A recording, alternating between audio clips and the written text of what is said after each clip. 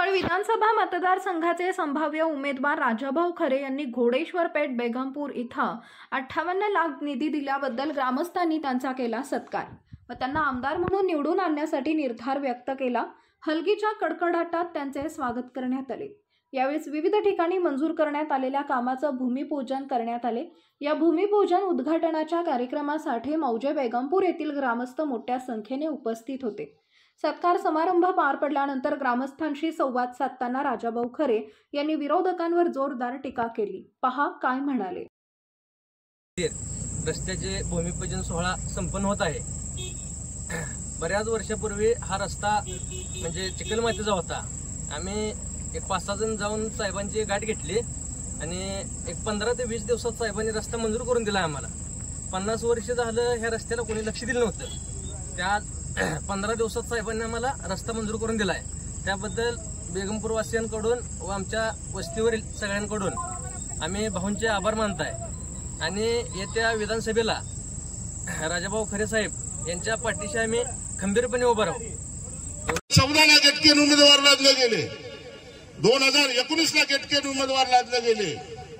ज्या उमेदवाराला कुठल्याही पद्धतीची या मोहोळ मतदारसंघाची माहिती नाही, पंढरपूरच्या 17 गावाची माहिती नाही, उत्तर सोलापूरच्या 24 गावाची माहिती नाही, अशी माणसं मुंबई पुण्यावरनं इंदापूरवरनं आणून तुम्ही आमच्या माती बसवली आणि या आमदारांनी फक्त फ्लॅक्स लावण्याचं काम केलं।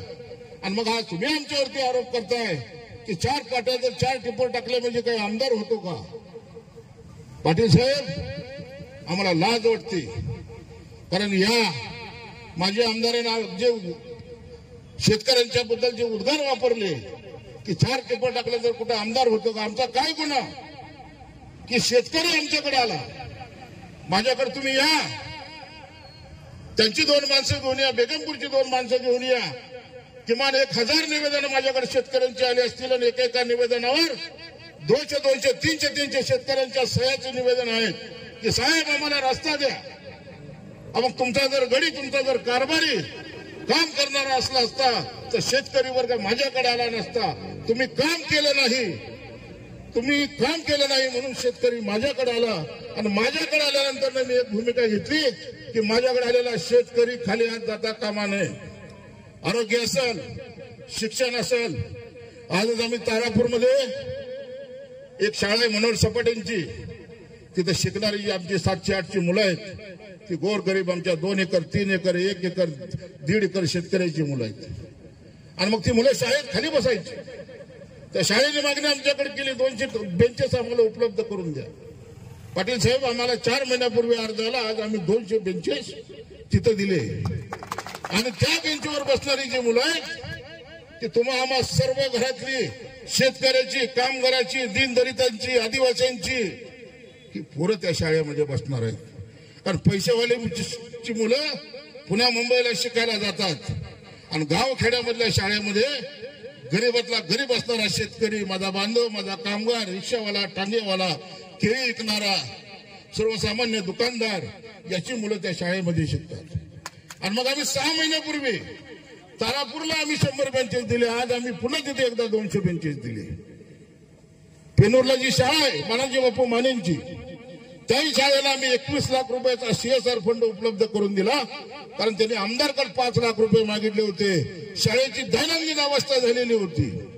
ज्या माणसानं 50 वर्ष पवार साहेबांबरोबर काम केलं, त्यांच्या विचाराचा आमदार निवडून दिला, त्याची शाळा पडली पाहिजे, त्याच्या शाळेला 5 लाख रुपयाचा निधी देऊ नका। आणि तो माणूस ज्यावेळी मला बोलवला वह्या वाटपाच्या कार्यक्रमाला, त्यावेळी त्यांनी मला सांगितले की भाऊ, आम्हाला तुम्हाला पैसे मागायची लाज वाटते, तर आम्ही जे 3 आमदार 4 आमदारांनी ह्याच्या अगोदर पवार साहेबांनी ज्यांना सांगितलं किती माणसं निवडून दिली, परंतु त्या आमदारांना निवडून दिलेल्या आमच्या शाळेला 5 लाख रुपयाचा निधी दिला नाही। का तर माझ्या आमदारांनी सांगितलं मानाजी बापू मानेची शाळा पडली पाहिजे।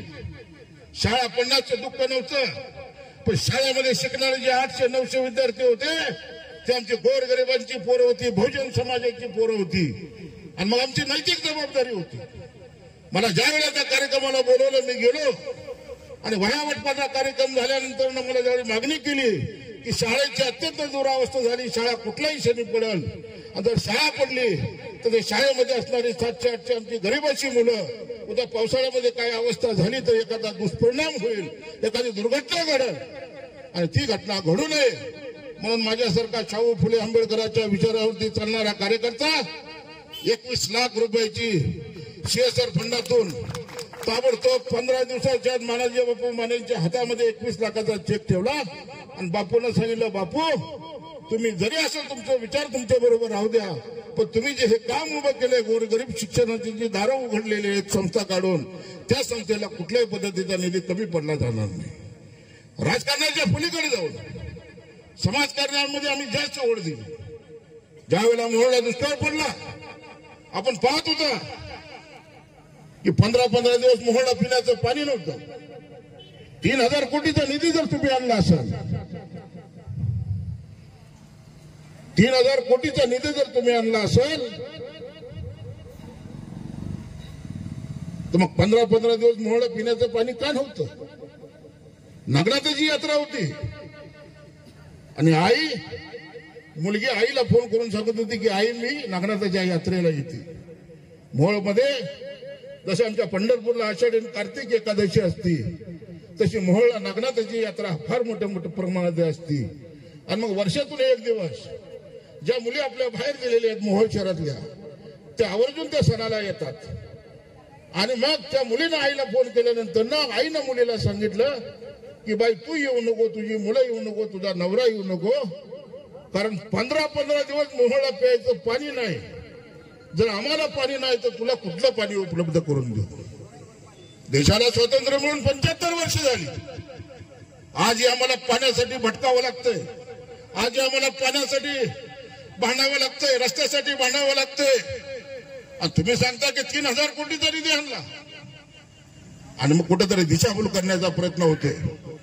म्हणून मी बेगमपूर वासियांना विनंती करतो की आज आपण बघितलं या मोहोळ मतदारसंघामध्ये गेल्या 4-5 महिन्यापासून एक मोठं आंदोलन उभारलं गेलं. इथली मोहोळची शासकीय कार्यालय केवळ आपल्या हुकमतीवरती, आपल्या तानाशाही आणि दादागिरीवरती आपल्या अनगरला नेण्याचं काम केलं. मोहोळचा बाजार बैल बाजार अनगरला नेला, मोहोळचं सब रजिस्टर ऑफिस अनगरला नेण्यात आलं, मोहोळचा दवाखाना 100 खटाचं हॉस्पिटल मंजूर झालेलं अनगरला नेण्यात आलं, आणि मोहोळचं अप्पर तहसील कार्यालय ते सुद्धा अनगरला नेण्यात आलं. आज मोहोळमध्ये काय राहिलं? पोलीस स्टेशन आणि पंचायत समिती. आणि उद्याची जर ही निवडणूक झाली तर मी तुम्हाला खात्रीने सांगतो, यांच्या विचाराचा जर आमदार निवडून आला